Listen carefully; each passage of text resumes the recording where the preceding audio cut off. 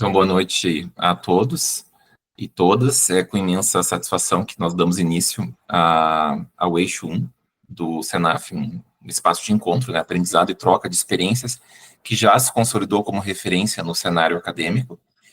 E hoje nós temos o privilégio de explorar temas fundamentais que dialogam com os desafios contemporâneos e apontam caminhos novos para a construção de uma sociedade mais justa, inclusiva e resiliente. O eixo temático de hoje, construindo sociedades resilientes através da educação não violenta e memórias coletivas, reúne trabalhos que são um verdadeiro convite à reflexão e à transformação.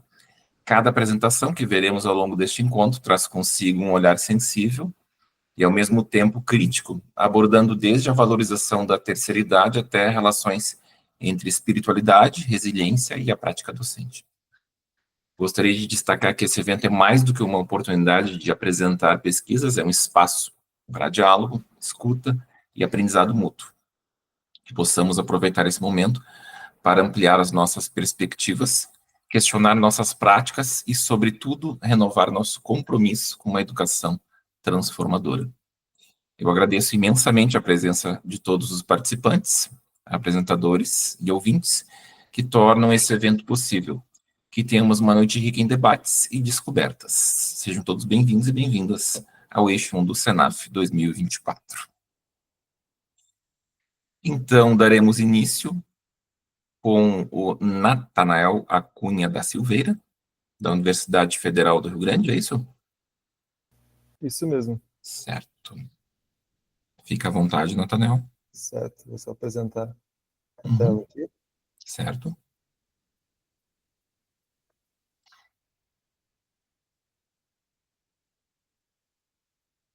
Consegue visualizar os slides?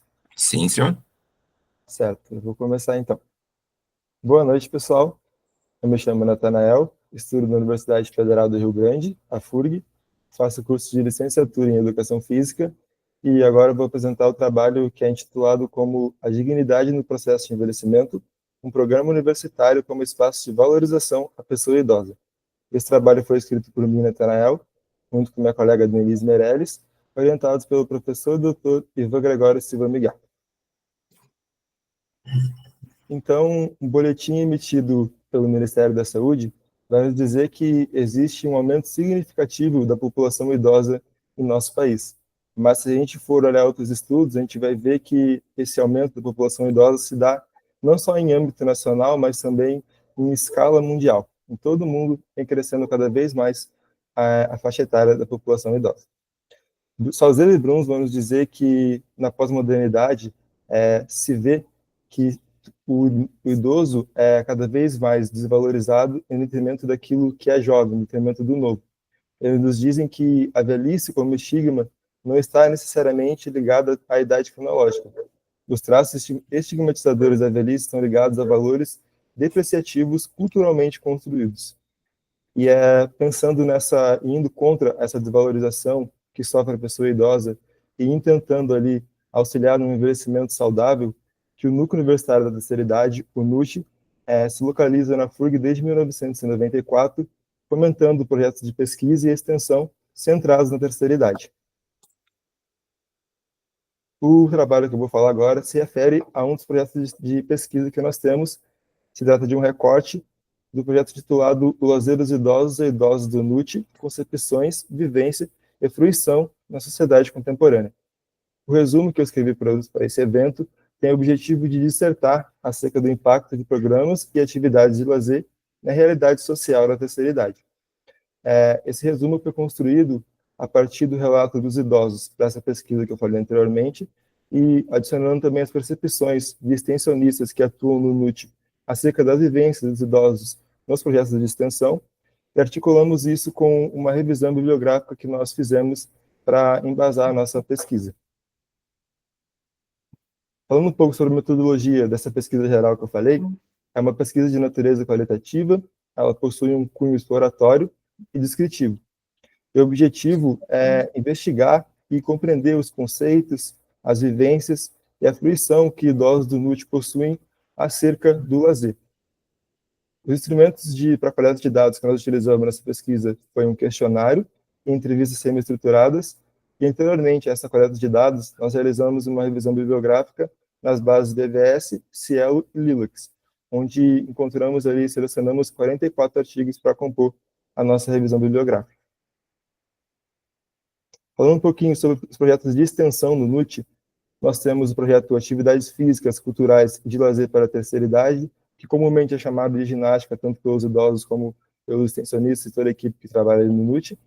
Temos também a musculação para a terceira idade e esportes adaptados para a terceira idade. Esses 3 projetos têm o intuito ali de auxiliar os idosos no desenvolvimento e na manutenção da capacidade física deles. O projeto de esportes, em especial, tem também a intenção ali de realizar com os idosos uma iniciação esportiva, visto que muitos deles ali poucas vezes tiveram contato ao longo da vida com os esportes. Temos também o projeto de café com o NUT, onde nós convidamos um palestrante de fora do NUT, ele traz alguma temática acerca do conhecimento dele para conversar com os idosos, acontece ali uma roda de conversa, eles põem algumas coisas, os idosos perguntam, trazem algumas reflexões, e ao término dessa conversa nós temos ali momentos de confraternização, onde os idosos trazem comidas ali, bebidas, a mesa fica cheia de alimentos, para um clima bem agradável nesse projeto. Um outro projeto que nós temos é o grupo de estudos para a terceira idade, onde o coordenador do programa, ele realiza junto com os idosos a leitura de um livro, e aí ao longo da leitura eles vão tecendo reflexões, pensamentos oriundos desse material bibliográfico. Falando um pouquinho sobre os resultados de discussão desse resumo, Carvalho, Uriguela e Duarte vão nos dizer que existem mudanças que são naturais no envelhecimento, mudanças físicas e psicológicas que são naturais, inerentes ao envelhecimento. Mas concepções errôneas e construções sociais preconceituosas acabam classificando a pessoa idosa como uma pessoa inútil dentro da sociedade. O resultado disso é a perca do espaço, a perca da autoestima, do protagonismo, do valor e do respeito que esses idosos merecem. A nossa revisão bibliográfica apresenta o lazer como um fator que acaba contrapondo esse contexto negativo na vida dos idosos. Ainda que o intuito do lazer não seja esse, o lazer acaba aparecendo como um fator que pode contrapor esses efeitos negativos que circundam a vida dos idosos. Um exemplo disso é o trabalho de Borini e Sintra, onde eles dizem que o combate à marca das velhices, que é caracterizada pela solidão, doença e falta de atividades, foi o motivo de idosos frequentarem atividades de lazer em um programa. Oliveira e seus colegas vão nos dizer que as atividades de lazer podem proporcionar aos idosos maior satisfação, felicidade, autoestima e auxilia também no sentimento de solidão, que é um sentimento oriundo da perda de papéis que os idosos acabam sofrendo na medida que acabam tendo ali o processo de envelhecimento. Gasper e Schwartz vão nos dizer, na verdade, os idosos que participaram do trabalho de Gasper e Schwartz vão nos dizer que vão ressaltar a importância do programa do lazer ao dizerem que se sentem importantes, valorizados, incentivados e animados em participar desses programas de lazer. Agora, relacionando um pouco com as falas das idosas que frequentam o NUT, nosso programa aqui da FURG, uma idosa fala que, sobre as atividades inúteis, que ela fala que a gente fica contando os dias para chegar, a gente conta as horas.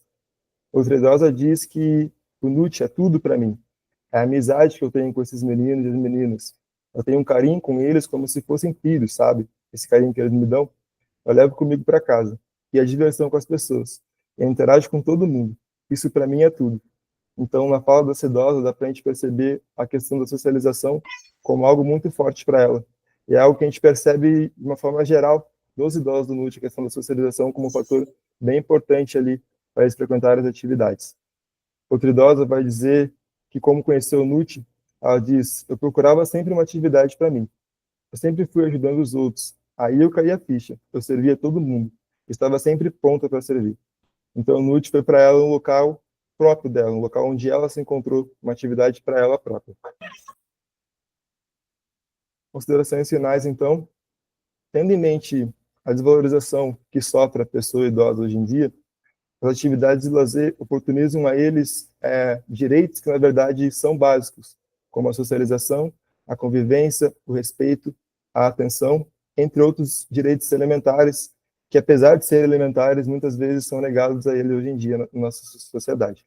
Quando os idosos são acolhidos em programas que acabam validando a dignidade que eles realmente merecem, eles então acabam criando esses laços sociais e acabam criando um sentimento de pertencimento a um grupo, tendo em vista que nesse grupo eles acabam recebendo as coisas que a sociedade nega para eles de forma mais básica. Os benefícios dos programas não são só destinados aos idosos, visto que a equipe de extensionistas também se beneficia, não somente em aspectos afetivos, através da convivência com os idosos, mas também o NUT se caracteriza como um espaço onde a gente pode ter uma melhora na nossa formação. Podemos exercitar nosso lado profissional, nossa formação durante a graduação. Aqui são as referências que utilizei para esse trabalho. Aqui uma foto do pessoal do NUT. Está faltando gente ainda, nosso grupo é maior que isso ainda. Essa aqui é uma foto. E o meu muito obrigado pela atenção de todos.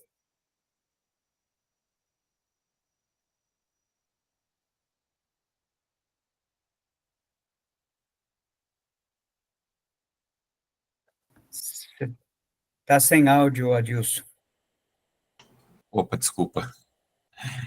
Eu disse que eu gostaria de parabenizar a ti, Nathanael, e aos outros autores, pelo trabalho, a dignidade no processo de envelhecimento, um programa universitário como espaço de valorização à pessoa idosa, que além de evidenciar o impacto das práticas extensionistas, né, que é uma das funções da universidade, e nesse caso representado pelo núcleo universitário da terceira idade, também nos coloca a par do papel da educação, né, da educação superior no enfrentamento das estigmatizações em torno da velhice. Quando eu vi o teu trabalho anteriormente, eu me recordei da minha mãe, que também participa de algo semelhante, né? E o relato é o mesmo, né? A amizade, as pessoas, o entretenimento, né? Enfim, acaba sendo algo bastante importante para o lazer e a socialização, né, deles, em especial nessa etapa de uma certa exclusão social e isolamento, né, como vocês mesmos trazem no material de vocês, na pesquisa. E a metodologia que vocês empregaram, que combina a revisão de literatura, entrevistas e as ações extensionistas, né, uma metodologia exemplar que reforça a importância aqui de integrar teoria e prática, né. Bacana o destaque que vocês deram à percepção dos participantes, né, com relatos deles mesmos, né, e o impacto do NUT na vida deles. Isso mostra o aspecto humano, né, do trabalho de vocês, evidencia o poder dessas iniciativas e enriquece a formação, né, dos universitários, criando uma via de mão dupla, digamos assim, né, de aprendizado e de impacto social. Então, é um estudo, é uma contribuição valiosa que vocês deram, né, para a área de políticas públicas voltadas à terceira idade, e um modelo a ser replicado em outras instituições, né. Parabéns, então, pela excelência e pela relevância do tema. Obrigado. Não sei se os colegas têm algum comentário, questionamento. Eu gostaria de fazer um comentário interessante porque, claro que, ao menos o que eu acompanho em cidades menores, como a minha, lá, Curitibano, Santa Catarina, eles têm programas que os idosos eles frequentam segunda, terça, quarta, quinta, sexta, sábado, domingo, dançam e fazem, vivem muito bem. Eu tenho meu pai que participa disso no momento, e é interessante o papel da universidade, né? A universidade fazer isso, porque muitas instituições fazem, tem lugares que não necessariamente e tal, mas a universidade vestir essa camisa e colocar a ciência para contribuir é ótimo, é fantástico. Eu sei que tem algumas universidades que têm mestrado, doutorado em envelhecimento humano, acho que a UDESC tem, a UX também tem, se eu não me engano, que trabalha essas pesquisas. É importante a ciência se colocar de olho nesse público para poder contribuir, né? Então, parabéns pelo trabalho. Em especial agora, nesse período em que o mundo passa a ter muito mais pessoas mais velhas, né? E menos pessoas jovens. Rodinei, pode falar? Eu ia, junto com isso que já foi dito, né, também gostei muito da pesquisa do Natanael, né, um aspecto que também gostaria de comentar é a história de vida e o capital cultural que esses idosos têm e que, às vezes, a sociedade acaba esquecendo, né, ou seja, eles têm aí são, que talvez, não sei se tu vai abordar na tua pesquisa, mas é muito interessante, eu acho, a a história de vida que tem esse pessoal e eu diria assim, o contato que poderia se fazer com as novas gerações para que as novas gerações pudessem compreender. Há uma fratura entre as novas gerações e as gerações idosas, né? Então, aí é uma oportunidade de uma ponte. Se a gente pegar um idoso contando história para uma criança, a criança fica encantada, só que a gente não cria essas experiências, né? Então, eu acho que é um ponto muito interessante, sabe? Então, não pensamos tratar especificamente disso na pesquisa, mas tem um projeto que já está em construção, onde o título do projeto é Cultura Idosa. O objetivo do projeto é dar voz ali aos idosos para eles falarem as visões dele de mundo. Vai ser ali uma espécie de entrevista ali, onde as entrevistas vão ser publicadas ali, por exemplo, no Spotify, em plataformas assim de áudio, para que os idosos realmente possam ali dar a perspectiva de vida deles em relação ao mundo, ganhar voz realmente. Dar voz a eles e ouvidos, né? Porque eles têm muito a dizer. Tá certo, então. Obrigado, Natanael. Eu agradeço. Bom, eu estou tentando pronunciar teu sobrenome, José Antônio. Olha que eu sou descendente polonês, mas eu estou em dúvida aqui. Pomiesinski? Pomiesinski. Pomiesinski. Então, José Antunes de Souza Pomiesinski. Isso. Com o trabalho e reflexões a partir da encíclica Dilexit Nos, um olhar de resiliência e espiritualidade na formação docente. Uhum. Certo. Eu já estou com uma pergunta aqui, mas eu vou fazer depois da tua apresentação. Tranquilo. Deixa eu ver se eu vou conseguir transmitir aqui o slide. Eu encontro uma dificuldade gigante nesse Google Meet. Eu trabalho sempre pelo Teams, e no Teams é tão fácil, você coloca ali, já aparece para a tela cheia, aqui aparece para menor.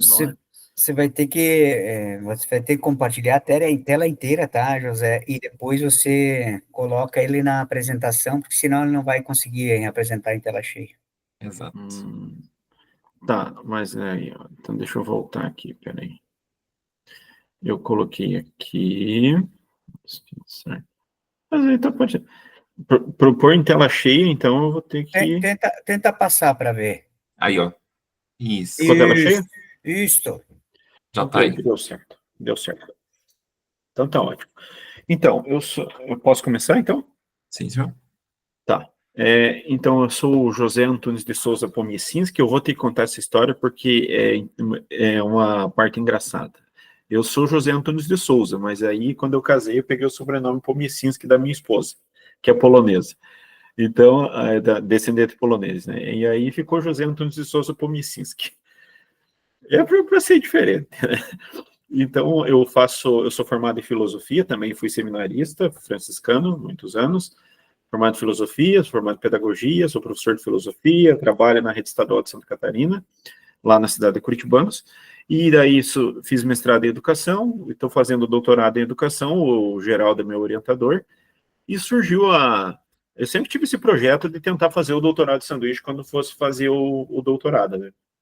E aí eu me inscrevi, fui selecionado do programa de educação para fazer esse período aqui na universidade. Escolhemos a Universidade do Algarve, que é onde o Geraldo tem ligação, o Amarildo também tem ligação com os professores daqui, e vim fazer essa pesquisa no grupo Rezo Pérez, que é sobre resiliência. Mas a minha pesquisa é educação e espiritualidade e educação, a formação continuada e permanente do professor.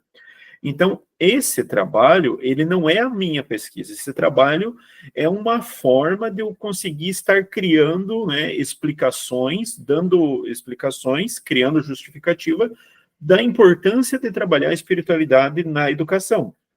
Porque quando nós analisamos espiritualidade, educação, formação continuada e permanente do professor, não existe pesquisa no Brasil. Tá? O diferente daqui, aqui na Europa existe esse programa de pesquisa. Então, por isso que nós estamos criando muitas explicações para dar um embasamento, criar um corpo, né, de uma explicação de que é importante e que tem relevância fazer essa pesquisa. E já estamos fazendo isso muito, já tem umas 8 ou 9 explicações que já aconteceram e faremos muito mais aí até o fim do doutorado, né? Então, essa é uma. Nós pegamos os assuntos que vão saindo, as nossas leituras, a nossa formação, e vamos desenvolvendo, mostrando que é possível fazer essa reflexão. E essa encíclica, ela saiu no dia 24 de outubro, né, e no dia 30 eu já estava postando o trabalho. Então, assim, foi uma leitura, né, ali rápida, né, um estudo diligente sobre o conteúdo, e fazendo a associação com o tema que eu estou pesquisando, a resiliência e a espiritualidade na formação docente. Então, meus orientadores é o Geraldo Rosa e a Carolina Moreira Silva, que é daqui da Universidade do Algarve. Aí eu fiz uma síntese aqui para eu ir fazendo passando para vocês. Então, a encíclica, ela vem lá de um documento papal, né, tem uma importância, é um documento de autoridade, né, e ela vai falar sobre o amor humano e divino. E ela faz, então, como um princípio central, né, o amor, eu transfiro na leitura aqui, né, o amor como um princípio central na formação docente. Por quê? A formação docente, ela não é a inicial, tá? É a continuada. É você ser professor, você estar professor, você exercer e continuar exige, né, esse trabalho de você escolher ficar, de você realizar-se enquanto professor. Não é só um momento, não é só para você ter um salário no fim do mês. É um ato de você sentir-se melhor, de você fazer o que é o bem para a sociedade em que você está inserido. Por isso que eu enxerguei essa associação, né? O amor divino com o amor humano no ato de eu prestar a minha formação, de eu prestar o meu trabalho a partir da minha formação. Então, a encíclica, só para situar, existem já 4 encíclicas do Papa Francisco, né? A Lumen Fidei, de 2013, a Laudato Si, de 2015, a Fratelli Tutti, de 2020, e agora a Dilexit Nos, de 2024. E eu acho muito interessante que, ao menos no círculo em que eu estou inserido, né, na parte da educação, da filosofia no Brasil, e o próprio Brasil em si, não dá atenção para a leitura das encíclicas, estuda as encíclicas. Mas eu vou contar aqui para vocês, e isso não tenho a menor necessidade de que seja em segredo, eu já participei, por exemplo, da Fratelli Tutti. Eu participei de um evento desse nível, assim, internacional, das pessoas explicando e dialogando e batendo papo sobre a encíclica Fratelli Tutti, no ano ali de 2022, online, era no Chile o evento era sediado no Chile, a maçonaria estudando Fratelli Tutti.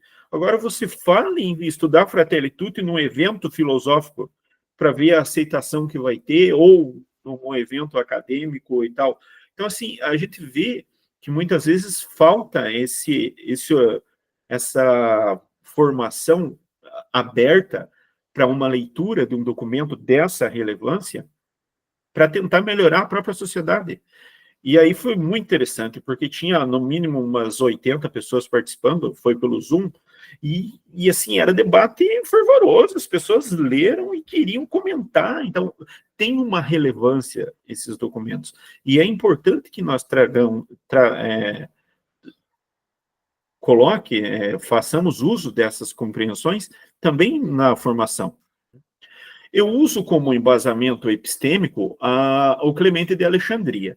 Esse eu trago de um recorte da minha pesquisa que eu venho desenvolvendo de tese. Por quê? Eu tenho que buscar, né, um embasamento para eu conseguir falar de espiritualidade. Eu já fiz leitura sobre várias óticas da espiritualidade e me ancorei na cristã. Né? Não pode ser diferente, no meu ponto de vista, para mim, para a minha pesquisa. E o Clemente de Alexandria é muito interessante, porque ele pega o movimento de que era necessário lá, Clemente de Alexandria viveu do ano 150 ao ano 215 depois de Cristo. Então ele era um filósofo que pega aquele momento de ter que debater contra a heresia, contra os próprios filósofos, e ele pega a filosofia e ajuda a desenvolver todo o corpo da doutrina cristã com a filosofia. Então ele vai estudar, ele vai falar de Platão, ele vai falar de Aristóteles nas suas obras, ele vai falar daquelas compreensões, e ele vai fazendo essa ligação. Aí depois eu estudo Boaventura, mais adiante estudo as doutoras da igreja e tudo, mas isso não entra nesse trabalho. Mas é só para dizer que essa base, então, vai no cristianismo. É o cristianismo.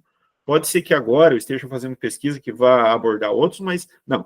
Na tese é a parte do cristianismo.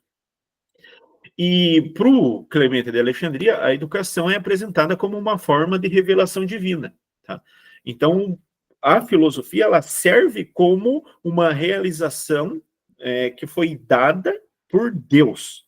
Então, Deus deu essa possibilidade, mas é essa a ideia que o Clemente de Alexandria, no século lá, que ele estava no século II, depois, ele estava ajudando a desenvolver esse corpo, né, doutrinário da Igreja Católica, da Igreja Cristã.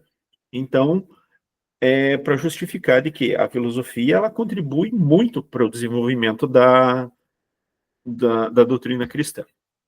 Ele não é um doutor da igreja e ele não é um santo, embora ele seja cultuado em algumas tradições, mas ele não é.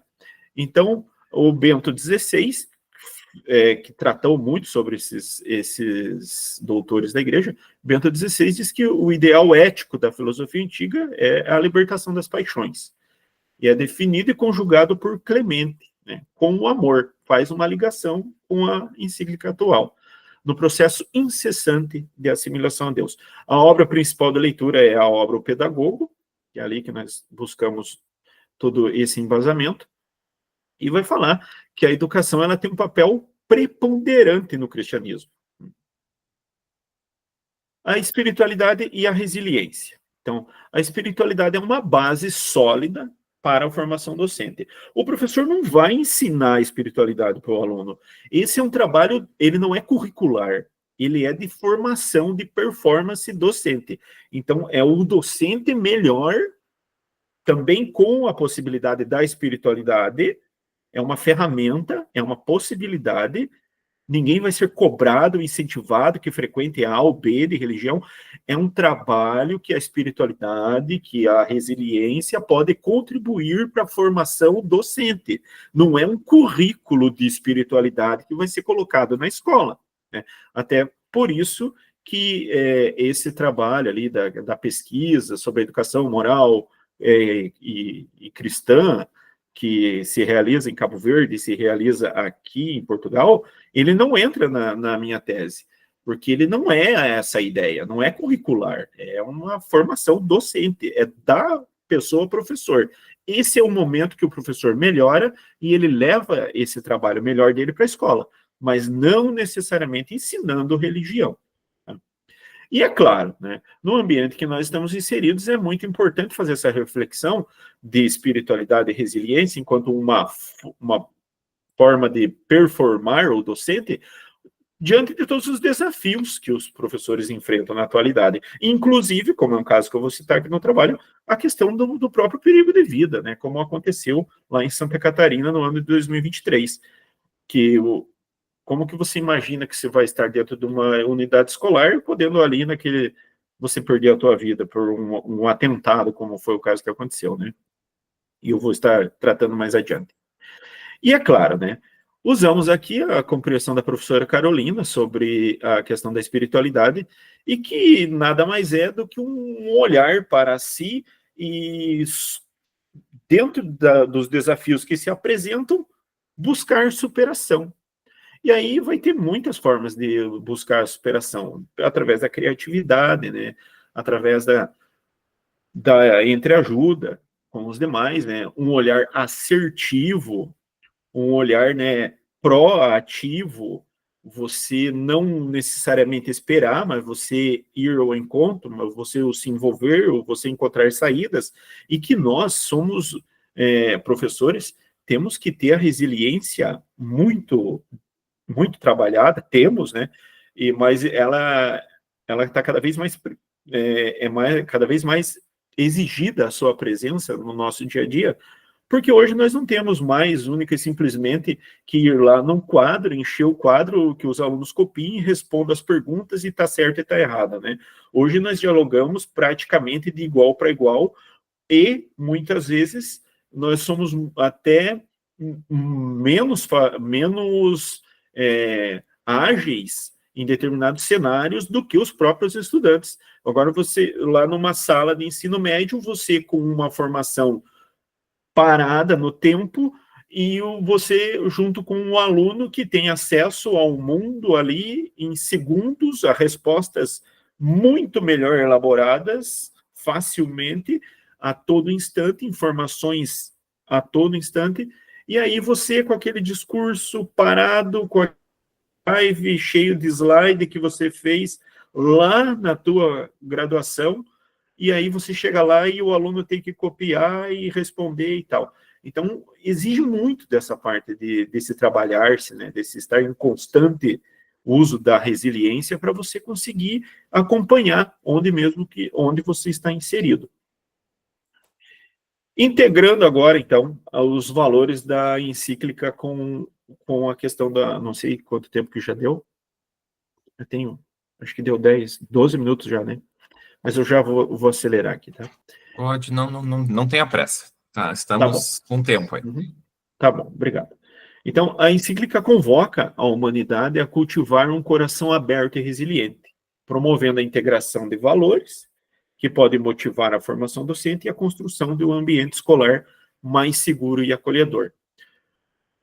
A formação docente deve incluir o desenvolvimento de laços fraternos entre os educadores e alunos, promovendo um ambiente de apoio mútuo e colaboração. É claro, esse é um ambiente que nós esperamos, né? Sempre se esperou, certamente, mas assim como o trabalho que o colega apresentou anteriormente, é um trabalho de valorização de respeito do público que ele citou, mas e que é muito importante que a universidade preste esse trabalho também. É muito importante que nós estejamos sempre lembrando, reforçando e colocando novas práticas e mais práticas para que esses laços fraternos sejam, né? Porque hoje nós estamos muito individualizados. Então, eu tenho a minha formação, eu fiz isso, eu fiz aquilo, eu faço e aconteço, mas eu sou eu. Né? Eu não necessariamente sou um com os demais. E isso é muito importante, esse laço fraterno, né? Por isso, as próprias dinâmicas da educação, elas tentam se voltar para esse trabalho mais em conjunto do que fechado, isolado, né?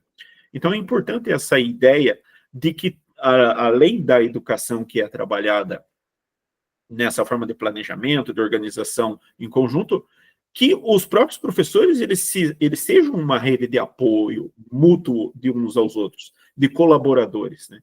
Que eles cresçam juntos, que eles se tornem melhores e realizados juntos. E agora, então, alguns pontos sobre a encíclica, né? A questão da abertura ao amor, né? Um coração voltado a acolher aquilo que é diverso, aquilo que é novo, aquilo que é dificultoso. A própria possibilidade de ampliar a transmissão de valores e promover uma formação integral por meio de práticas de resiliência. Um outro ponto, a espiritualidade como um elemento central na busca por um propósito, o olhar ao transcendente, que se faz imanente. Então, assim, quer dizer, aquilo que é do transcendente, do divino, né, presente naquilo que eu sou, naquilo que eu faço no meu dia a dia. Por isso que, por meio dessa perspectiva de uma educação apoiada também com a espiritualidade, é possível de que isso aconteça, né? Que eu me torne melhor naquilo que eu vá fazer, por meio desse meu conhecimento, dessas minhas práticas ou interesses, porque também pode ser um interesse, né? Eu não necessariamente preciso ter que frequentar uma religião toda semana, todo dia, mas eu posso também. Mas eu posso também ter a minha prática de leitura, a minha prática de busca de conhecimento, aquilo que me realiza, aquilo que me torna, me faz ter contato com aquilo que é além aquilo que é transcendente, né, na minha forma imanente de ser, naquele meu dia a dia, né. Também não estou tentando fazer um discurso de que leve para algo assim, um tanto faz, né? É qualquer coisa, agora é espiritualidade. Não é essa a questão. A questão é fazer, eu me ancoro no cristianismo, mas é dizer que as pessoas elas vão fazer aquilo que para elas foi importante, interessante, acessível e que façam elas felizes, né? Não tem uma determinação, não é prescrição, né? Ao cuidado e a atenção com o outro, nessa perspectiva resiliente, assertiva, acolhedora. Claro que é muito importante a gente pensar de que, por exemplo, Byung-Chul Han vai contrariar essa ideia de muita assertividade, de muito desempenho, de muito certinho, de muito perfeitinho, porque nós vivemos numa sociedade assim. Não, ele vai dizer, por exemplo, que eu tenho que dar espaço para sentir dor. Nós temos que viver luto, nós temos que sentir dor no sentido de que falta, de que acontecem experiências que eu tenho que saber lidar com ela. Isso é importante também. Mas aqui nesse trabalho, na questão até eu estava ainda trabalhando hoje com o Byung-Chul Han sobre o assunto.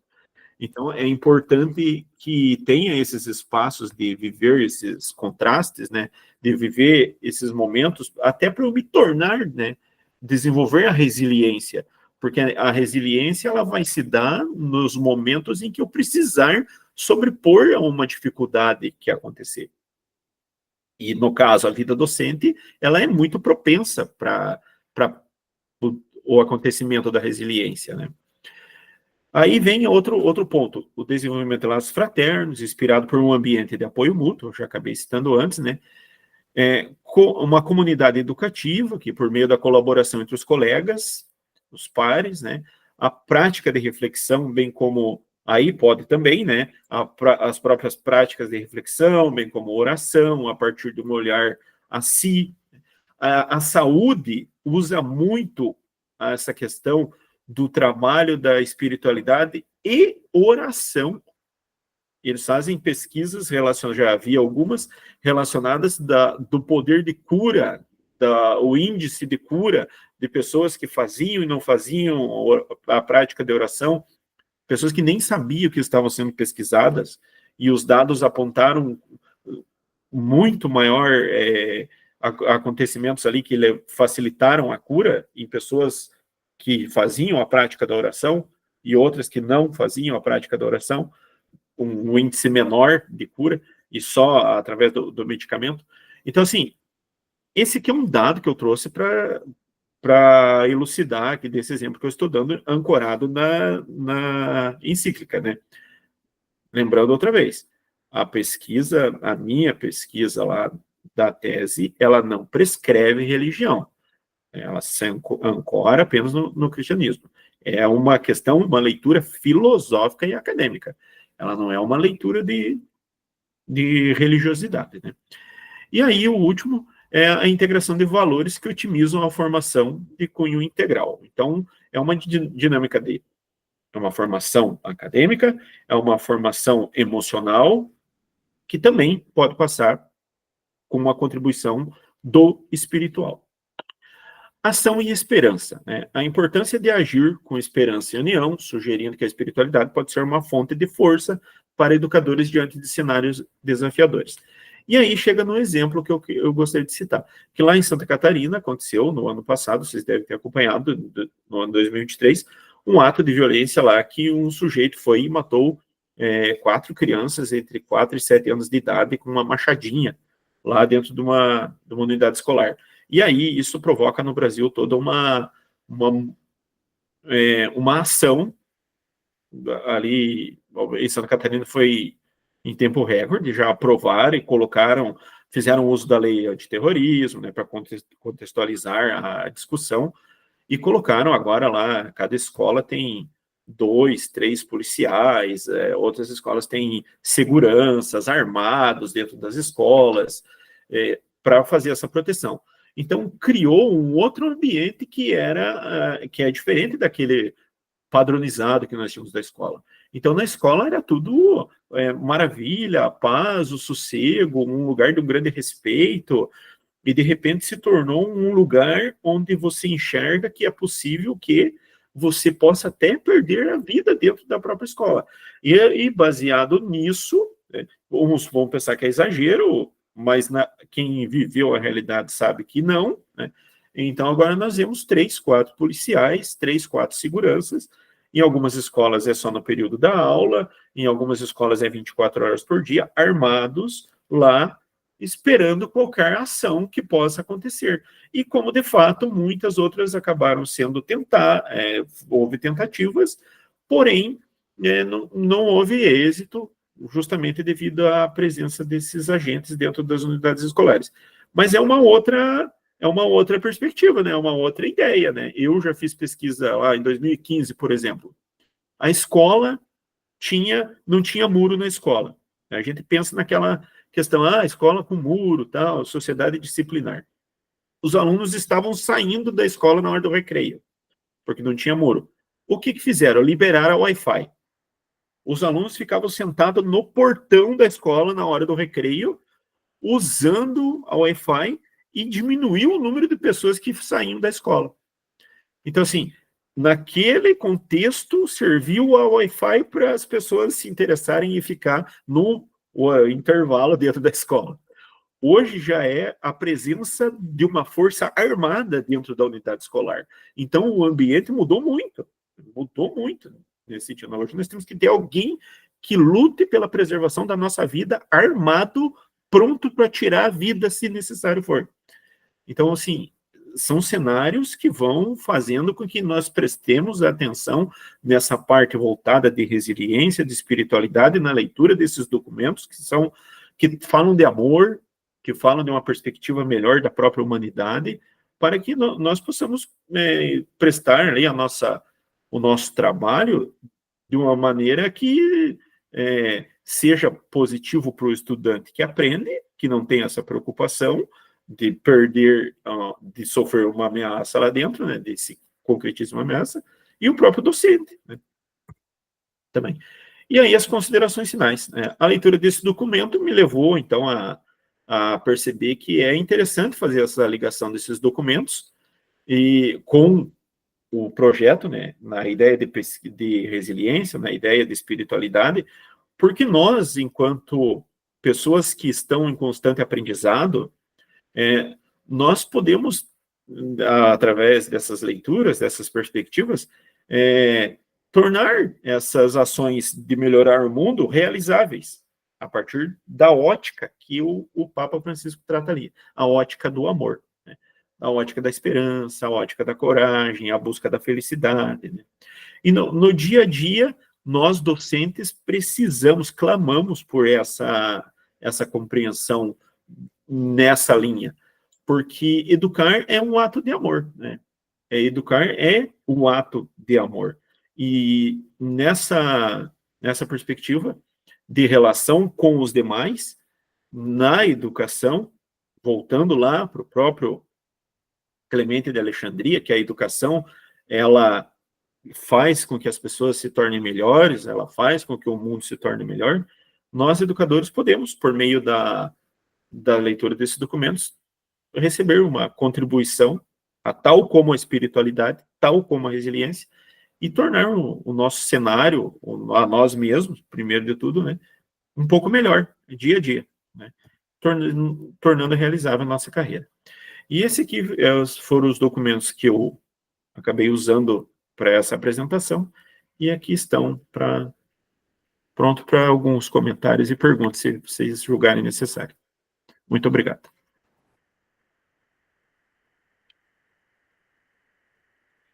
Muito bem. Eu queria te parabenizar pelo trabalho. A professora Lorena não estava aí, o trabalho se chama Reflexões a partir da encíclica de Lexit Nos, um olhar de resiliência e espiritualidade na formação docente. Resiliência que tu adoras. Eu adoro, mas depois eu vou ter acesso, que acho que vai sair nos anais, né? Sim. Eu estava num desespero aqui só para justificar porque eu entrei tarde. Eu estava até pouco lá no centro de educação, enfrentei um trânsito e cheguei, comecei a apertar num lado, no outro e não consegui achar o link. Mas muito obrigada, Adilson, parabéns, José Antunes, e vou ler com carinho. Eu acredito sim, acho que é por aí o caminho. Não tem como, sem espiritualidade, caímos no vazio, como o Lacan diz. Eu não sei se vocês conhecem a professora Lorena, ela foi nossa paraninfa no curso de Ciências da Religião em 2022. Nossa Deus te professora. abençoe, afilhado. A meu afilhadinho, eu chamo ele, meus amados afilhados, muito queridos. Aprendi com eles, eu não ensinei nada. Eu queria fazer alguns comentários aqui e depois passar para os colegas. Bom, eu percebi logo que eu tive acesso ao texto, José Antunes, eu percebi o rigor acadêmico, né, que ele traz, principalmente por trazeres um filósofo de um outro paradigma, né? E como é interessante, tendo sido orientado pelo Geraldo, dá para entender a demanda das tuas produções. Então, que articula, né, tradições filosóficas com teológicas. Na verdade, naquela época, a gente sabe que filosofia e teologia não tinha muita distinção, né? Então, articular isso com a contemporaneidade da encíclica, das encíclicas, né, do Papa Francisco. Essa capacidade de dialogar entre perspectivas históricas e as demandas atuais da docência, né, como nós bem sabemos, traz para o teu trabalho eu diria que uma relevância teórica e prática inquestionável, né? E tu integras essa resiliência e espiritualidade e traz como uma abordagem para enfrentar essas vulnerabilidades, como o caso que tu mesmo citaste ali na tua fala, né, lá ali de Santa Catarina, e essas complexidades da atuação docente nos nossos tempos atuais. Então, eu vejo que essa tua apresentação nos convida a repensar a educação como um ato de amor, e não somente uma ocupação para receber o salário, como tu mesmo disseste, né? E uma prática transformadora. Ressalta a importância de uma formação integral, né? Que vai além dessa transmissão de conteúdos, porque trabalha valores, humanidade, solidariedade, resiliência, de novo. Um trabalho que certamente enriquece o campo da educação e inspira novas práticas. Eu fiz 2 anotações aqui, que eu gostaria de comentar. Que satisfatório ver pessoas estudando uma encíclica de maneira séria, como tu citaste ali do Chile, né? O evento de 2022, porque independentemente de ser religioso ou não, de ser cristão ou não, como é bacana ver as pessoas se voltando para elementos de cunho religioso, de um papa, de maneira séria, né? Há poucas semanas atrás eu vi o professor Leandro Carnal, que se considera ateu, lançando um curso sobre Bíblia, e ele mesmo diz para religiosos e não religiosos. É isso aí. Na verdade, a inspiração que eu tive, ele me inspirou bastante, assim, no meu percurso, né, para escolher o que eu ia fazer, pelas minhas dúvidas e tal. Eu digo, não, vamos estudar religião também, né? E algo que tu falaste que ecoa em mim aqui é a necessidade de trabalharmos em grupos, em pares, de perceber que não somos sozinhos, né?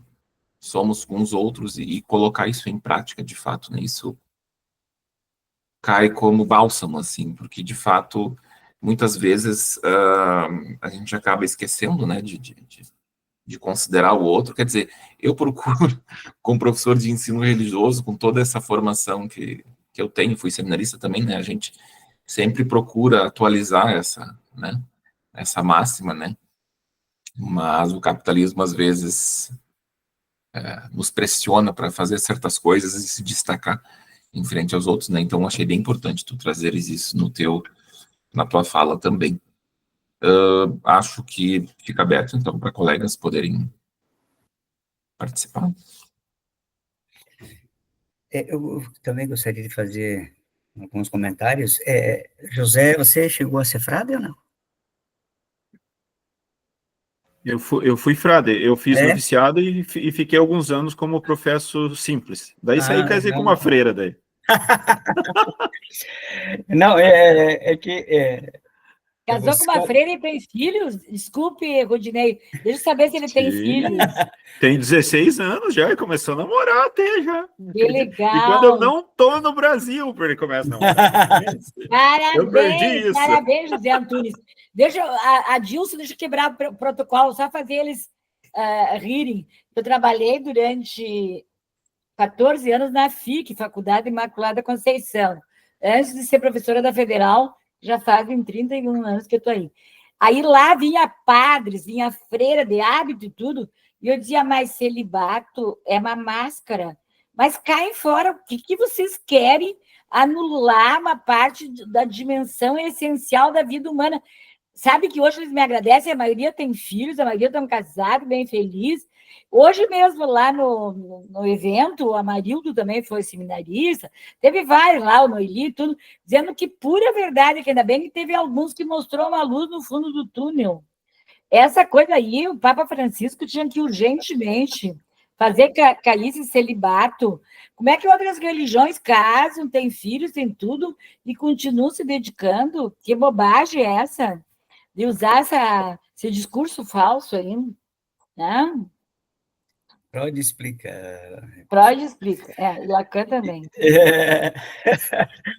Não, eu perguntei, José, pelo seguinte, eu fui padre durante 10 anos e trabalhei no Instituto de Teologia e Pastoral do Passo Fundo como diretor, professor, e aí eu deixei o ministério em 2008 e fui trabalhar com a educação, já trabalhava lá também, né, era professor da Universidade do Passo Fundo, mas aí eu fui trabalhar com gestão educacional, e aí e só com escolas católicas.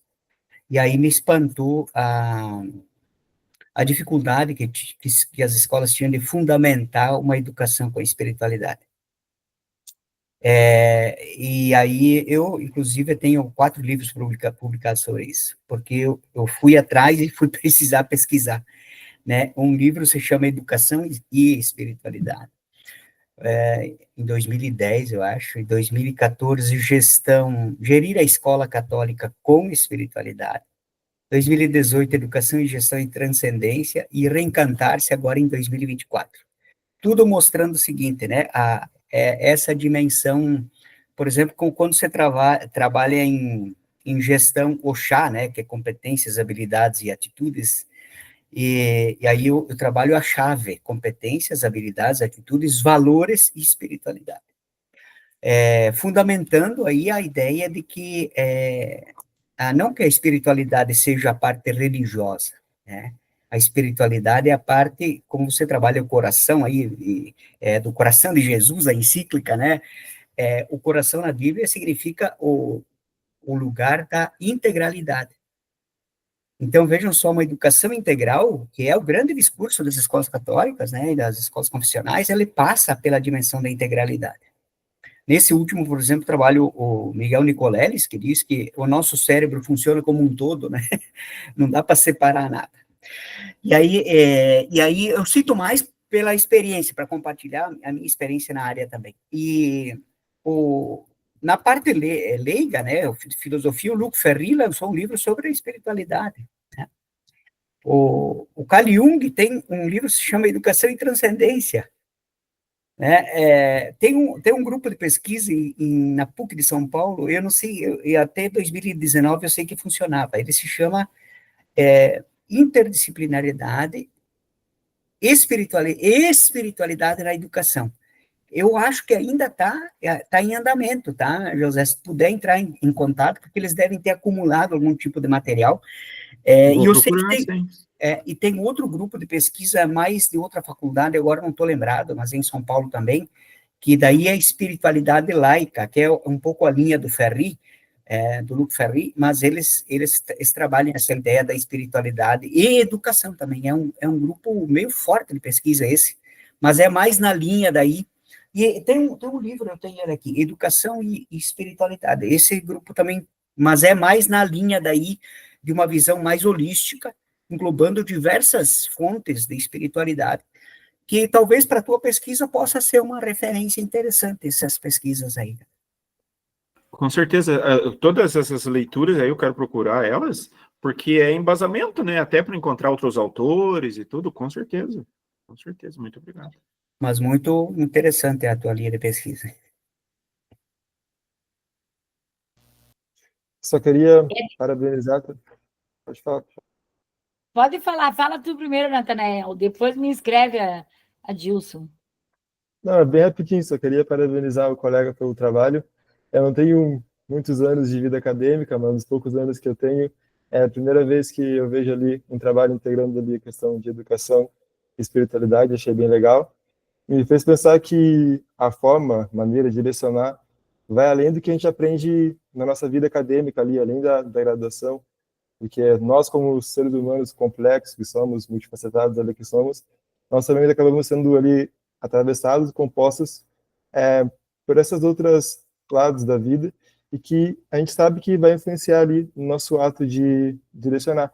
E que bom que essas coisas que nos atravessam possam ser sentimentos bons, como o amor ali e a resiliência que ele destacou no trabalho dele. Só parabenizar mesmo. Muito bem. Professora? Eu tenho a impressão que a interdisciplinaridade e espiritualidade é da Ivani Fazenda, porque uma vez ela veio para Santa Maria num evento e foi a única professora que me chamou a atenção, assim, era um mega evento no Hotel Itaimbé, que é um centro de convenções que tem no centro de Santa Maria, e a única que enfocou a espiritualidade e afirmou, assim, que ela tinha esse grupo de pesquisa na PUC de São Paulo há bastante tempo, e que, inclusive, os cursos de medicina estavam começando a implementar a questão da espiritualidade, que fé e ciência, unindo-se, dá resultado super benéfico para a qualidade de vida. E eu lembro, assim, ó, que naquele evento, eu até comentei com as alunas da graduação e da pós, como a academia carece, né? A academia carece dessa questão da espiritualidade. Agora, com esses cursos de ciência da religião, parece que está abrindo um leque de uma dimensão essencial. E o que eu percebo, assim, ó, que aqui no Rio Grande do Sul, com a história das tragédias, começou, assim, uma volta. Eu fui numa missa até de 7º dia, agora sábado, na Igreja Nossa Senhora da Glória, e comentei com meu marido, que é doutor em análise de discurso pela URGS e psicólogo pela Unicinos, comentei que eu me admirei que a igreja estava super lotada. E eu disse, eu acho que a fé floresceu. Aí ele disse, claro, no momento que a pessoa se sente fragilizada e que ela vê que nós estamos aqui de passagem, né? As pessoas se voltam para essa dimensão.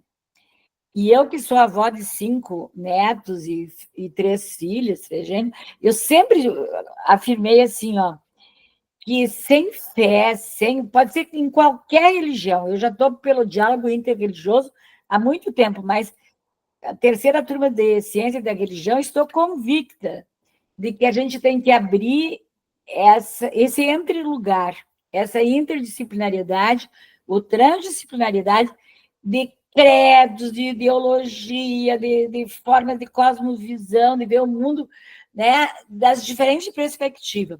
E hoje de manhã, paralelo ao Senaf, teve a abertura da JAI no Centro de Convenções. Até levei uma aluna, que é de Bagé, que está aí, a Aline, ela está até conectada aí. Levamos lá para o Centro de Convenções um professor da UNB, que trabalha com a questão de resiliência étnico-racial. Ele dando o exemplo das marcas no corpo dele, de todos os preconceitos e estereótipos ao longo de sua trajetória. E lá pelas tantas, ele começou a mostrar inúmeras imagens do Supremo Tribunal Federal, de vários organismos de controle, tudo da branquitude, tudo do colonialismo. E aí ele dizia onde estão os quilombolas, os índios, os pretos, as mulheres, né? Ainda há resquício de uma sociedade patriarcal, de uma centralização ortodoxa da Igreja Católica no Brasil, muito forte. Então, as igrejas confessionais querem ensinar apenas seus dogmas e pouco abrem para outras religiões. Eu tenho vários netos na Marista, e aí há poucos dias eu estava falando com a Estela, que é muito sensível, de 12 anos, eu digo, Estelinha, tu estudou sobre espiritismo, sobre o umbandismo, as religiões africanas no teu colégio? Ai, vó, eu acho que não. Eu disse, diz que tu tem interesse em conhecer outros olhares, abrir outras brechas, né? Porque tem que começar, desde a educação infantil, a falar nas diferentes religiosidades. O próprio Papa, tu falaste ali, não sei qual é a encíclica que está, se tu pegares, a maioria dos livros do Papa Francisco, ele tem essa abertura. Acontece que lá no Vaticano, tem aqueles ortodoxos que queriam até matá-lo, por isso que ele foi para a Casa Santa Marta, tem aqueles que não permitem a abertura, porque eles querem a centralização do poder. Né? A religião católica, historicamente, todo mundo sabe, estava sempre do lado dos poderosos. E tem aquela máfia lá do Vaticano, todo mundo sabe, né? Que é terrível. Eu fui lá em 2007 e fiquei apavorada a quantidade de ouro dentro daquela cúpula de São Pedro e dentro da Capela Sistina e todas as outras igrejas católicas. É um horror. Então, tem um discurso ali que está meio contraditório entre a opção preferencial pelos pobres e esse monopólio de riquezas e ouros, né? Nas igrejas católicas. Eu não sei, José Antônio, se tu vai abordar essas questões, mas eu acho que tinha que começar a mexer com essas coisas. Não. O meu trabalho ele é voltado mais para a parte da formação do professor, né? O uso da espiritualidade dá uma contribuição para a formação dos professores. Ô, professora, mas eu queria perguntar, a senhora não estava naquele grupo que foi para Buenos Aires no ano passado? Estava. Então é de lá que eu lhe conheço. Eu fui já 3 ou 4 vezes em Buenos Aires, adoro Buenos Aires. Eu também, eu te olhei e achei que te conhecia, até pensei, mas será que em outros tempos não foi meu aluno? Porque nessas alturas eu estou batendo pino, estou com 71 anos, né? Então, pós-pandemia, minha memória já não está tão lúcida como eu sabia nomes, locais, livros, autores, páginas, tudo, mas já estava falhando. Que bom, prazer revê-la. Então, tá certo. A gente vai dar seguimento, professora, que temos o Rodinei Balbinot, com a apresentação dele também. E daqui a pouco eu já lanço a chamada aqui no chat para a gente. Rodinei, vamos lá? Perfeito. Vamos lá. Então, também vou fazer uma apresentação aí, e aí eu faço os comentários ao longo da apresentação.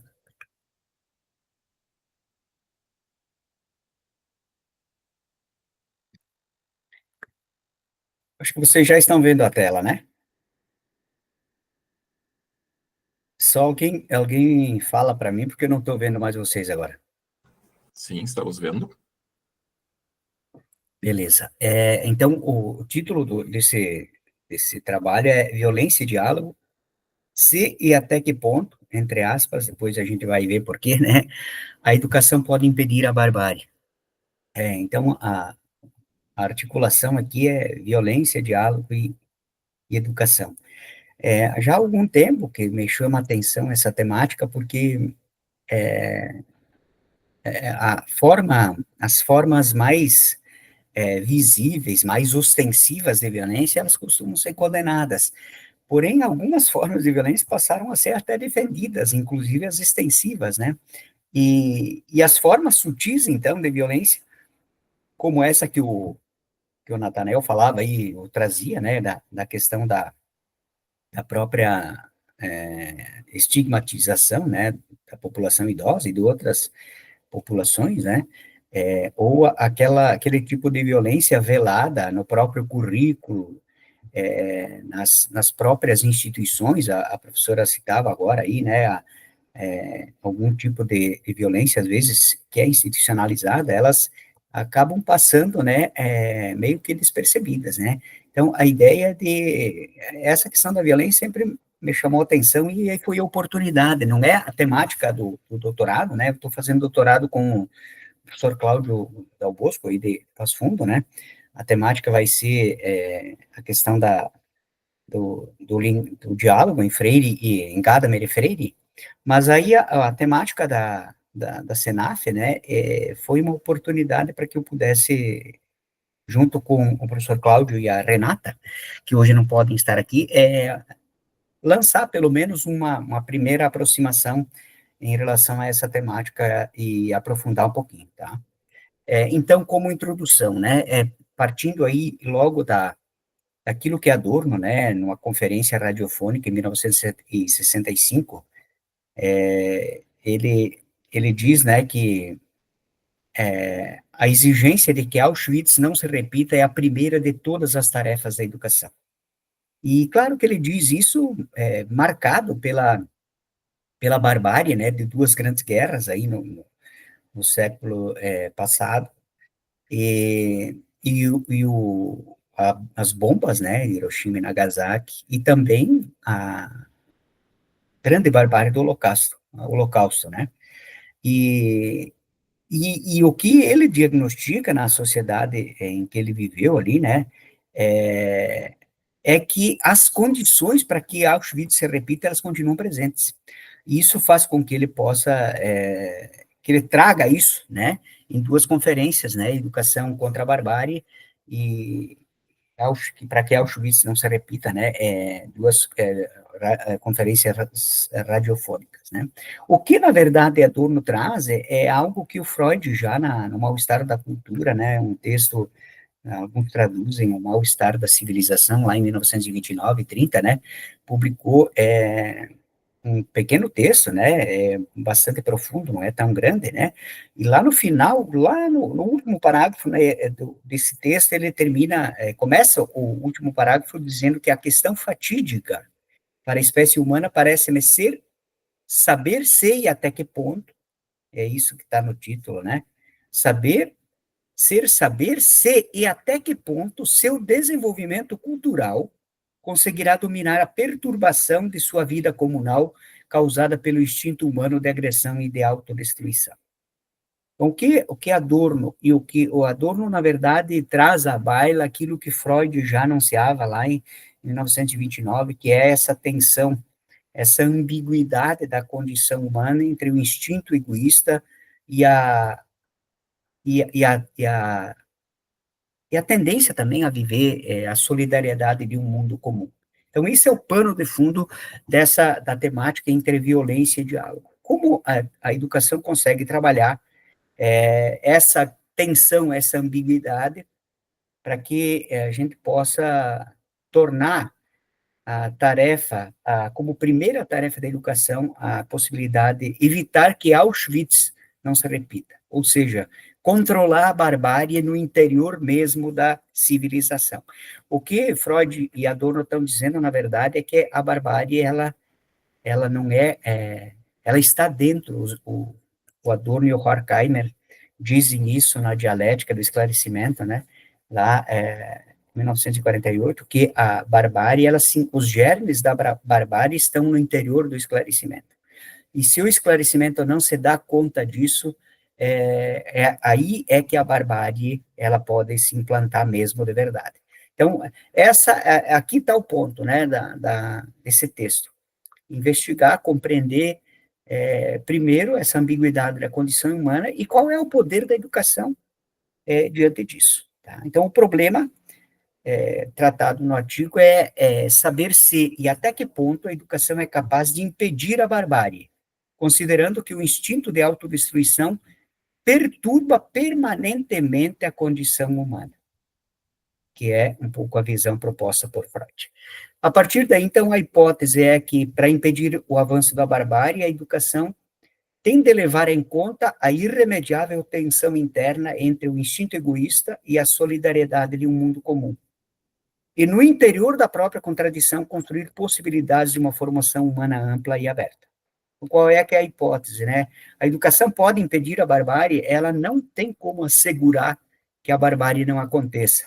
Agora, para que ela possa agir e impedir que a barbárie aconteça, ela precisa partir do interior da atenção, ela precisa admitir que a condição humana é uma condição de ambiguidade, e que em cada ser humano e na sociedade estão presentes os germes da barbárie.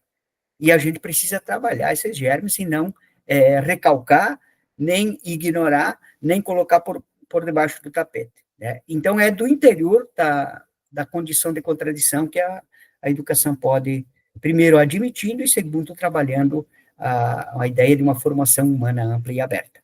O artigo, então, ele se estrutura em 3 grandes pontos, né, depois da introdução. O primeiro, a gente apresenta 2 tensões entre barbárie e civilização. Escolhemos 2 por conta da exigência de limite de páginas, né? Então, logo em seguida, a gente vai ver quais delas que a gente trabalha.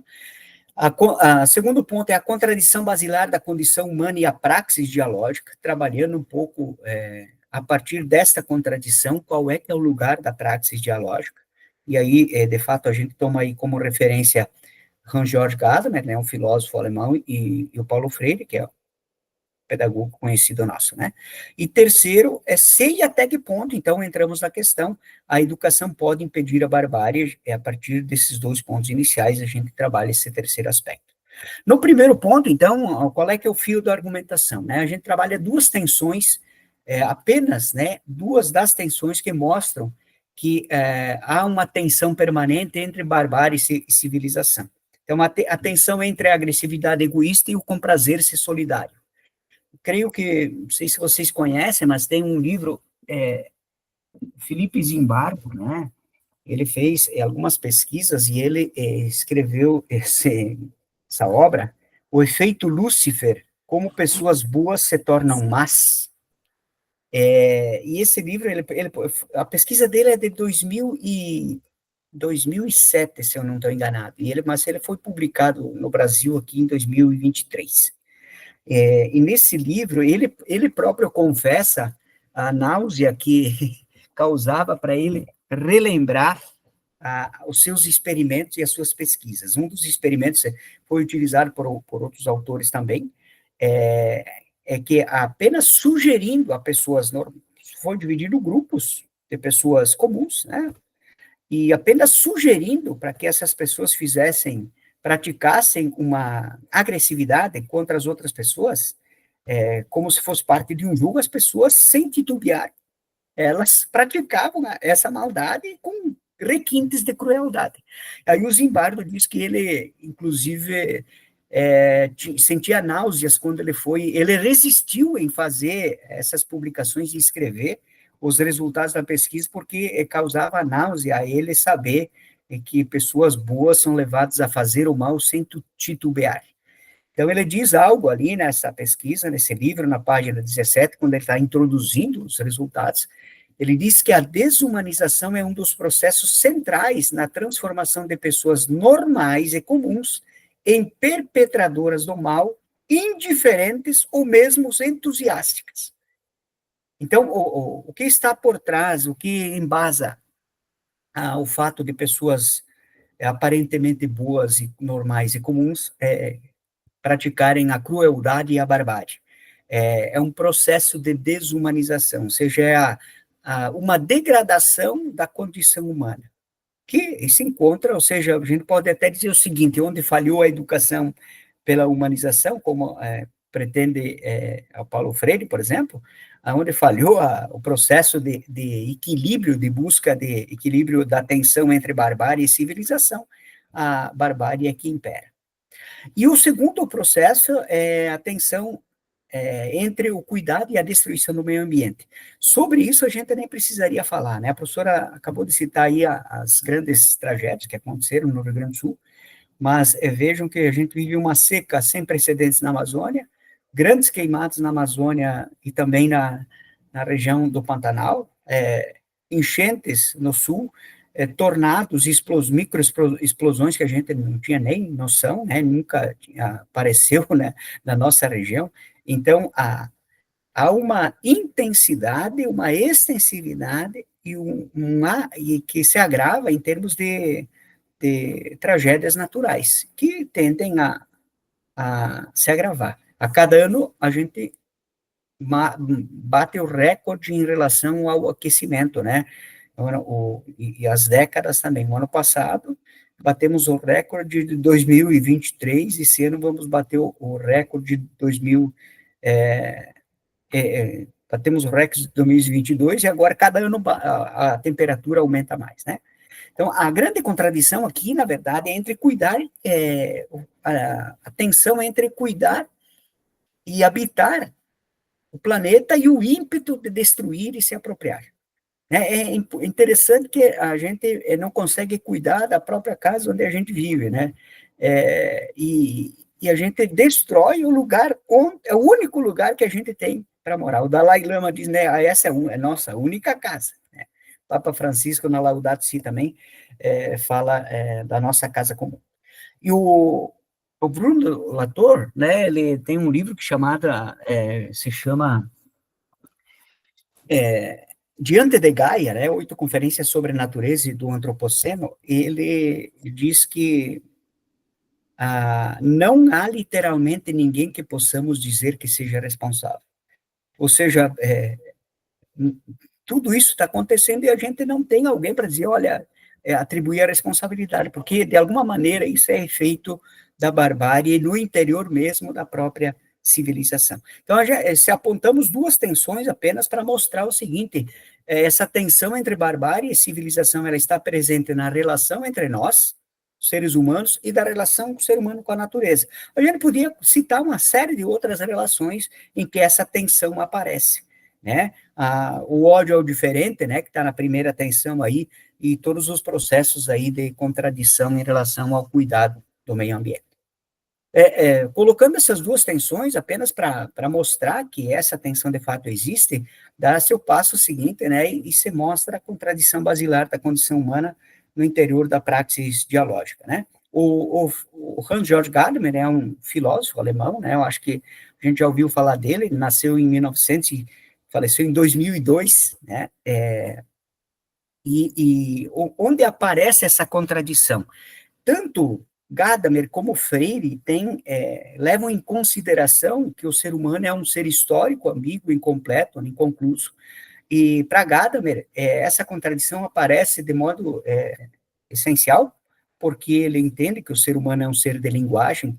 Inclusive ele diz, em Verdade e Método, né, que foi publicado em 1960, e depois nos diálogos, alguns textos tardios dele, como Incapacidade para o Diálogo, que é de 71, ele diz que a linguagem só existe no diálogo, e que o ser humano é um ser dialógico.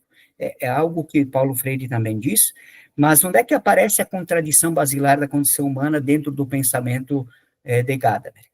Aparece dentro da questão da linguagem. Aí ele diz, né, essa de Verdade e Método, só estou usando aqui a tradução em espanhol, se você quer fazer justiça ao modo de ser finito e histórico do ser humano, é necessário levar a cabo uma drástica reabilitação do conceito de prejuízo e reconhecer que existem prejuízos legítimos, ou seja, preconceitos. Então, Gadamer diz que o ser humano dentro da sua finitude e historicidade da linguagem, o ser humano ele tem preconceitos que são preconceitos positivos e preconceitos negativos. Então, aparece aí, na constituição do ser humano, a noção de preconceitos. E interessante que, para ele, não tem como a gente negar isso. É uma base que se a gente negar os preconceitos, eles vão permanecer aí. Então, todo o processo de educação, ele vai precisar partir dessa contradição ou dessa tensão interna que existe na linguagem e que ela pode ser trabalhada, mas se a gente negar ela como negando a contradição entre barbárie e civilização, ou violência e diálogo, essa contradição vai permanecer lá. Então, a saída aqui é a gente trabalhar os preconceitos, trabalhá-los, transformá-los e ressignificá-los. Essa é a possibilidade de trabalhar com o processo educativo. E Freire, né, a famosa citação dele na Pedagogia do Oprimido, lá na página 30, ele diz que humanização e desumanização, dentro da história, num contexto real, concreto, objetivo, são possibilidades dos seres humanos como seres inconclusos e conscientes de sua inconclusão. Então, o próprio Freire parte que as duas são possibilidades históricas. É claro que ele vai dizer logo em seguida que a vocação do ser humano, a vocação ontológica é ser mais, é a humanização, mas a desumanização é uma possibilidade, é uma escolha. Então, a gente pode fazer essa escolha também. Ele não nega, portanto, a atenção. E é por conta disso que é interessante, a gente nota como interessante relacionar esses dois pensadores. E aí, o terceiro ponto, se e até que ponto a educação pode impedir a barbárie. Começamos aí a falar sobre de que educação se trata, né? Porque entendemos que essa educação da performance, que busca a todo custo desenvolver competências e habilidades pelo princípio da concorrência, né, e não da colaboração, ela é uma forma de a barbárie ser perpetuada disfarçada de civilização. Então, quando a gente forma pessoas, eu diria assim, focadas em levar vantagem em tudo, em ser os primeiros em todos os exames, em performar, né, sob o princípio da concorrência, de alguma forma a barbárie está sendo ensinada na escola, vamos dizer assim. Então, qual é a educação que pode impedir a barbárie?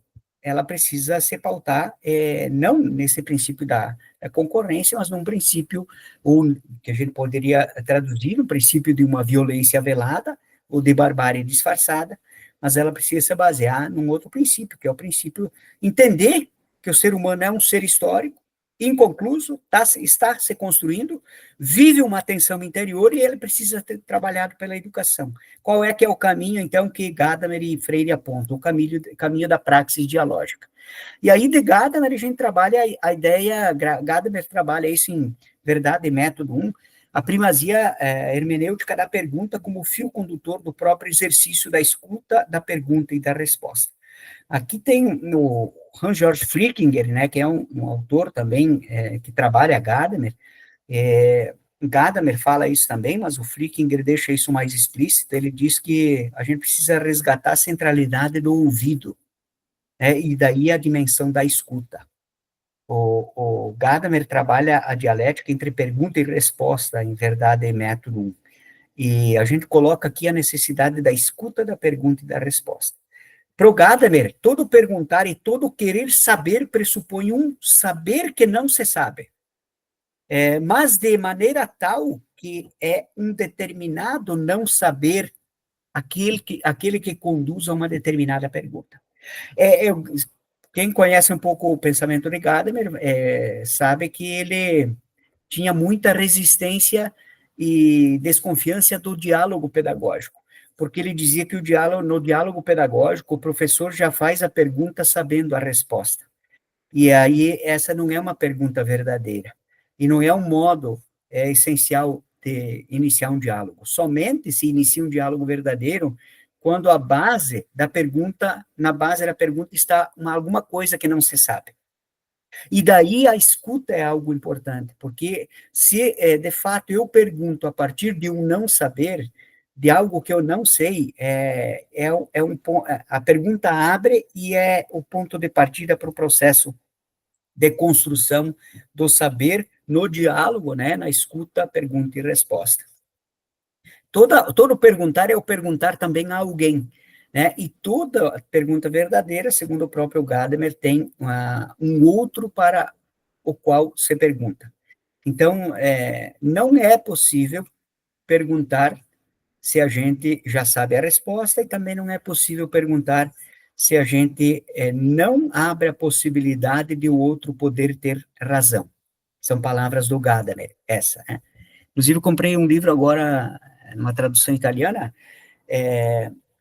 o autor, ele diz, a arte de não poder ter razão, a centralidade da escuta, algo interessante, né? junto com Gadamer. Então, Paulo Freire, ao contrário de Gadamer, né, ao contrário, eu diria assim, talvez como um complemento, vai apostar suas fichas na praxis dialógica no processo educativo. Então, se Gadamer tinha uma resistência ao diálogo pedagógico, Paulo Freire vai trabalhar especificamente o diálogo pedagógico e a possibilidade desse diálogo com uma praxis dialógica. E aí, o Paulo Freire vai dizer que a condição basilar para que o diálogo exista é que a educação autêntica, e aí ele diz, repitamos, porque ele já tinha dito isso lá no texto, não se faz de A para B, ou de A sobre B, mas de A com B. Essa dimensão da relação de horizontalidade sem negar as diferenças, né? Aí tem na própria Pedagogia do Oprimido um trechozinho que a gente cita aqui. Existir humanamente é pronunciar o mundo. E aí a dimensão da linguagem, né? É modificá-lo. O mundo pronunciado, ou seja, o mundo pronunciado, o dito, expresso, né? Por sua vez, se volta problematizado aos sujeitos pronunciantes, e é interessante que ele usa a linguagem no plural, a exigir, né? Não está existir aqui, é exigir deles novo pronunciar. Aí está a dimensão do diálogo infinito de que fala Gadamer, ou seja, não, a pergunta e a resposta ela nunca tem um fim, porque sempre permanece aberto. Nunca há um ponto de chegada em que a gente pode dizer, olha, a gente conhece tudo, ou já estamos prontos. O ser humano e o mundo estão em constante processo de fazimento. Então, concluindo aí as considerações finais, né, a ideia de que a barbárie, a tensão entre barbárie e civilização, humanização e desumanização, violência e diálogo, elas sempre existirão, a gente não tem como eliminar, a gente precisa considerá-las como base do processo educativo. O próprio Adorno, na conferência radiofônica, ele vai citar o exemplo da manifestação de violência de uma criança. Se você ignorar apenas negar, essa criança poderá desenvolver o gosto pela violência, ter que trabalhar a violência, trabalhar esse gesto de violência, essa ação de violência pedagogicamente. Então, a violência é uma tentativa de dar cabo a um conflito pelo uso da força. O diálogo, por sua vez, é um acontecer aberto de mútuo entendimento, pelo uso da palavra, que não necessita dividir a história entre ganhadores e perdedores. Toda vez que desejamos ter razão, mantemos aberta a possibilidade da violência. O diálogo por essa via é o reconhecimento de que o outro possa ter razão, não significa que ele a tenha, né? E um encontro dos seres humanos mediatizados pelo mundo a fim de transformá-lo, de modo sustentável, evitando que a barbárie, então, se impõe. Então, a ideia aqui é trabalhar o diálogo como uma possibilidade da educação, e mostrando que a barbárie, ela se impõe de maneira sádica e, às vezes, disfarçada de civilização, pelos próprios currículos, no caso dos currículos performáticos. Então, com isso também eu concluo aí a apresentação. Muito grato, Rodinei. De tudo que tu falou, eu poderia falar tantas coisas dessa grande aula que tu deste, mas eu fiquei com uma mais importante de todas para mim, que não é novidade, mas que é sempre bom retomar, né? A importância de se perguntar o que não se sabe na educação, né?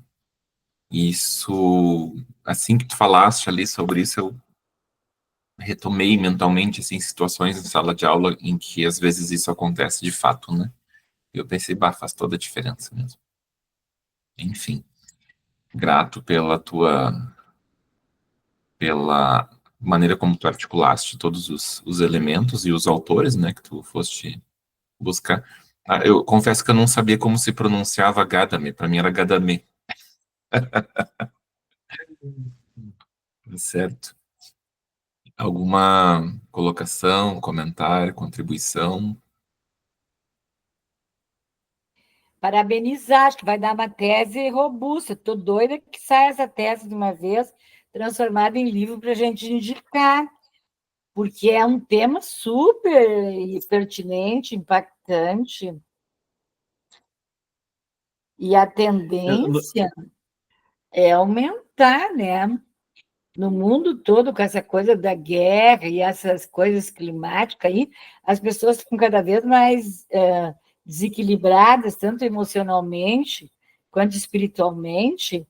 A tendência, não sou profeta, nem tenho bola de cristal, mas a tendência é piorar as questões de conflito. Há poucos dias fiz um curso de mediação de conflito proporcionado pela Progep aqui da UFSM, e o grupo era bem heterogêneo, composto de diretores, ex-chefes de departamentos, coordenadores de curso, técnicos administrativos na educação, e todos dizendo que a tendência ao conflito não é só entre crianças e adolescentes, não. Os conflitos também existem entre os adultos, entre pessoas, às vezes, com cargos até de importância, mas que dá essas crises ali. Freud dizia, né? Que nós temos que viver como se fôssemos de aço, mas, no entanto, nós somos de sangue, temos sentimentos, temos dificuldades, temos conflitos intrínsecos e extrínsecos. Não sei se tu pegaste, Rudinei, um livro que eu acho que vale a pena, eu vi que tu citou ele, mas é outro, eu até estava procurando aqui se eu tenho em PDF, eu passo para o Adilson e o Adilson te passa, que é a arte de reduzir cabeças, do Latour, se escreve Latour, mas se pronuncia Leitur, né, em francês, não sei pronunciar direito em francês. Nós estudamos no seminário de tese 3 com o professor, saudoso professor Jorge Luiz da Cunha, faleceu com 65 anos recentemente. E ele dizia que esse autor deveria ser lido em todos os níveis de ensino, porque ele pega Lacan, ele pega todos os psicanalistas e mostra as carências intrínsecas, né, do ser humano em todas as fases do desenvolvimento e os conflitos, tanto de ordem pessoal, quanto de ordem religiosa, ideológica, histórica, porque tudo está em movimento, né? E esse leitura da arte de reduzir cabeça, ele cita também o paradigma da complexidade do Morin, principalmente a obra do método 3 do conhecimento, quando ele diz que as coisas elas são transitórias, os conhecimentos, os saberes, tanto autoconhecimento quanto heteroconhecimento, é transitório, porque aquela história do Heráclito, né? Do fenomenologia, nenhum homem toma banho no mesmo rio, porque nem o rio é o mesmo, nem ele. Nós estamos sempre no movimento, e a cada alto clero, como nós estamos aqui, doutorandos, mestrandos, né?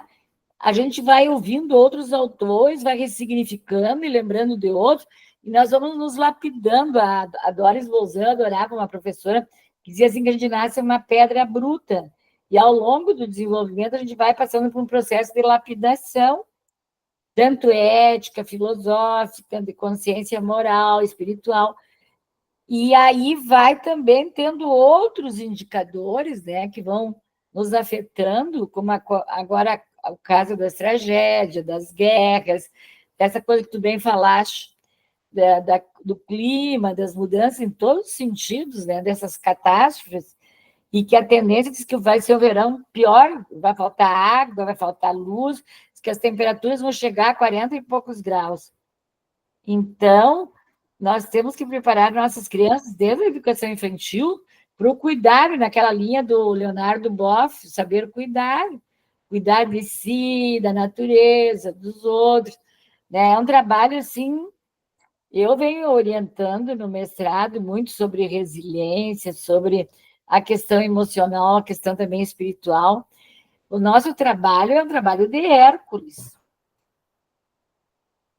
inacabado, né?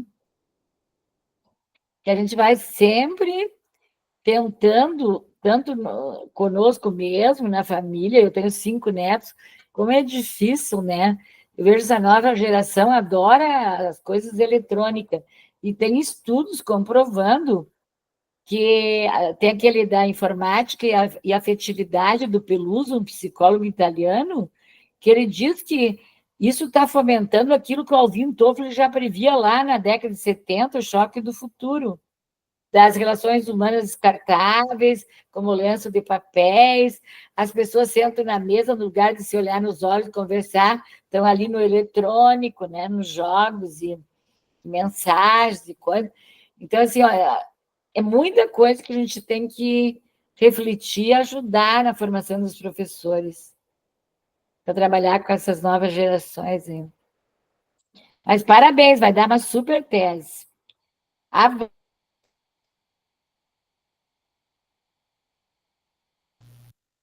Também queria parabenizar o colega pelo trabalho, muito bom mesmo. Eu gostei de uma parte em específico, quando ele fala sobre a questão ali do preconceito, sobre a necessidade de a gente trabalhar o preconceito, ou o pré-conceito, né? Porque as nossas ações ali, eu acredito que as nossas ações se dá a partir desses conceitos que nós acabamos construindo ao longo da vida sobre as coisas. Eu acho que é o nosso íntimo ali que forma as nossas ações e as nossas percepções sobre a realidade. E é bem importante o papel da educação em trabalhar esses preconceitos que a gente acaba construindo ao longo da vida. Parabéns, colega. Eu também queria fazer um comentário que me fez lembrar lá da exigência de que Auschwitz não se repita. Eu li isso aí lá no mestrado, e aí o colega citou, lembrei, e realmente, né, todo o trabalho, por exemplo, querer ajudar o professor na formação docente, é para que isso se torne evidente lá no trabalho dele, né? Para que ele consiga ofertar o que é de melhor, ele sendo melhor, para melhorar o cenário que ele está inserido. Então, essa frase é muito tocante essa ideia, né, de que você contribua para o melhoramento do mundo com o teu ser docente, né? Parabéns, colega. E vai ser uma pesquisa interessante, hein?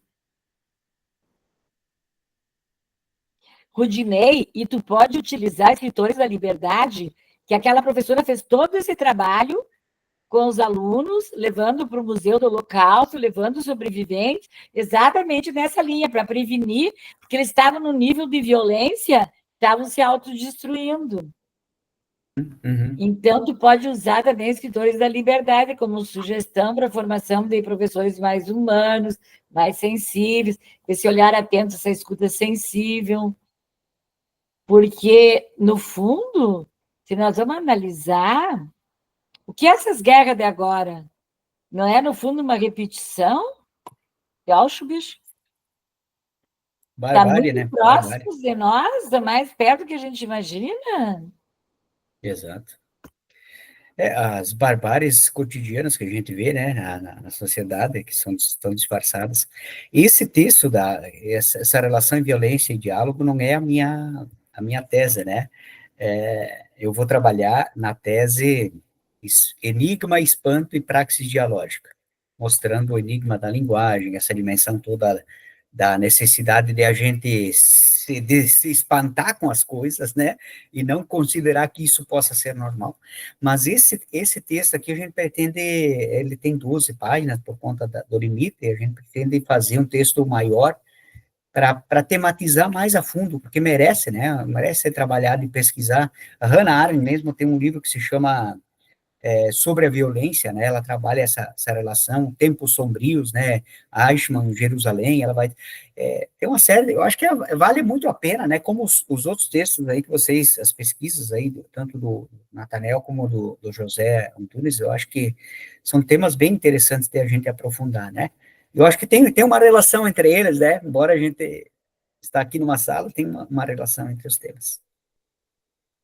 Já mandei a arte de reduzir cabeça para Dilson, ele te repassa, tá, Rudinei? Ótimo, obrigado, professora. Está em PDF, né? Eu vou ver se consigo o livro também. Só queria partilhar também um pequeno comentário aqui com vocês, uma coincidência, na verdade. Eu e minha esposa terminamos de assistir esse final de semana uma série que terminou em 2013, que se chama Breaking Bad, que mostra a história de um homem bom, né, que se tornou mal, cada vez pior do início ao fim da série por conta das barbáries com as quais ele se envolveu, né. E me faz lembrar também a tua fala, Rodinei, me faz lembrar de uma frase que eu não lembro de quem é, mas que diz que a cadela do fascismo está sempre no cio. Quem que falou isso? Não estou lembrado. Também não lembro, mas eu conheço, assim, viu? E tá nos lemas também por aí, né? Nos outdoors. Exato, exato.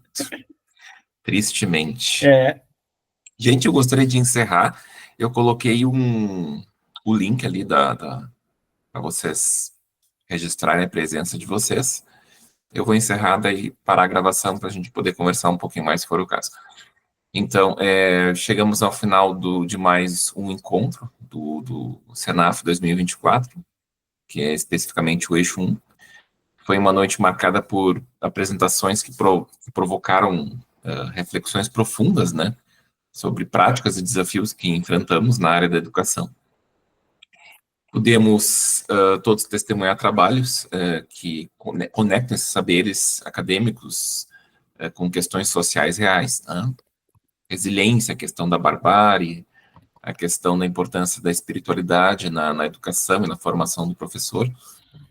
E todos os trabalhos que objetivam na construção de uma sociedade mais solidária, consciente, né? Eu expresso minha gratidão a cada um de vocês que compartilhou suas pesquisas e experiências com o grupo, e a todos os ouvintes que mais tarde irão ter acesso a essa gravação. Que possamos sair daqui com novas ideias, né, renovados dessa missão de transformar o conhecimento em ação, né? Espero que tenha sido tão inspirador para vocês quanto foi para mim. Agradeço novamente e aproveitemos o restante do Senaf, quem estará presente ou até mesmo online, né? Eu também pretendo poder aproveitar algumas dos próximos trabalhos, caso tenha mais apresentações online. Eu acho que a Lorena está mais próxima lá do evento presencial também.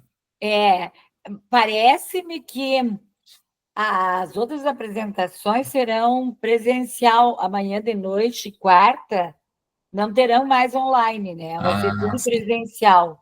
Mas aquelas presenciais, pelo que eu ouvi lá, vão ficar também para o pessoal de fora poder assistir. Ótimo, ótimo. Bom que ficou gravada essa informação. Momento híbrido que se chama, né? Certo, mas eu só vou encerrar, uma pena aqui para nós. Gilson, Rodinei e José Antônio, que vocês não puderam estar presentes. E o Natanael também. Gente, uma coisa assim, a parte cênica foi chocante hoje de manhã.